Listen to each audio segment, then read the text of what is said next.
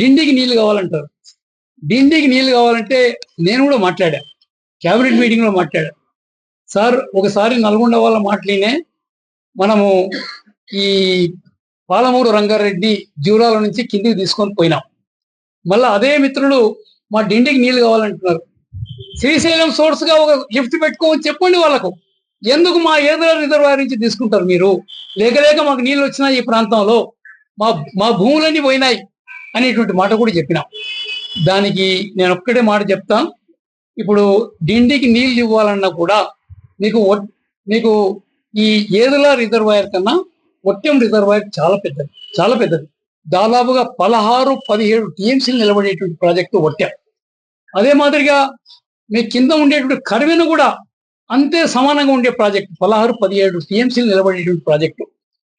ఆ ప్రకారంగా ఏదో కేవలం 5-6 టీఎంసీ నిలబడే ప్రాజెక్టు.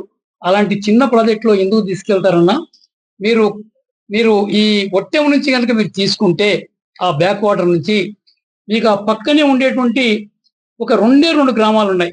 పోతిరెడ్డిపల్లి అనేటువంటి గ్రామం, దాని ఒట్టెం అవతల పక్కన, అంటే నీళ్ళు నిలబడే దాని పక్కన.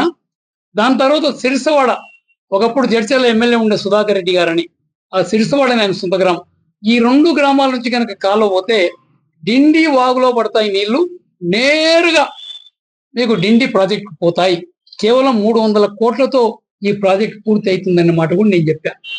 దానికి ఇవాళ 1800 కోట్ల ఎస్టిమేట్ తయారు చేసినారు. మన ఒట్టెం నుంచి కాలువ అటు తిప్పి ఇటు తిప్పి తీసుకొని, అంటే మన ఏదుల నుంచి మీకు ఒట్టెం నుంచి తీసుకొని పోతే 300 కోట్లలో అయిపోతుంటారు 2 గ్రామాల నుంచి కనుక తీసుకొని పోతే. కానీ ఇవాళ ఏదుల నుంచి తీసుకొని పోతున్నారు 1800 కోట్ల ఎస్టిమేట్ చేసినారు. 1800 కోట్లు ఎస్టిమేట్ చేసినారు. ఇది అయిన తర్వాత నేను ఈ మాట మాట్లాడిన తర్వాత ఒక 5-6 మంది నల్గొండ ఇంజనీర్స్ నా దగ్గరకు వచ్చారు. చిన్నన్నా నీ ఒట్లా నీ విట్లా, నువ్వు చాలా నిజాయితీ పడు, నీ చాలా గొప్పవాడివి, ఇలా ఈ ప్రాజెక్టు ఇట్లా కనుక అయితేనే అవుతుంది, లేకపోతే కాదన్నా, దానికి అడ్డం వేయకండి అన్నా. వాళ్ళు ఎంత తెలివైన వాళ్ళు చూడండి. ఎంబడే గ్రహించి ఎవడు దీనికి అడ్డం మాట్లాడుతున్నాడు, ఎవడు దీనికి వ్యతిరేకంగా మాట్లాడుతున్నాడు, వాళ్ళని ఎట్లా మేనేజ్ చేసుకోవాలి. 300 కోట్లతో అయిపోయే ప్రాజెక్ట్ ఇవాళ 1800 కోట్లు అప్రూవల్ ఇచ్చేసినాం. క్యాబినెట్ లో కూడా అప్రూవ్ అయిపోయింది. నాలాంటి చిన్నవాడిని ఎవరిపినా కూడా వినే పరిస్థితి లేదాడ.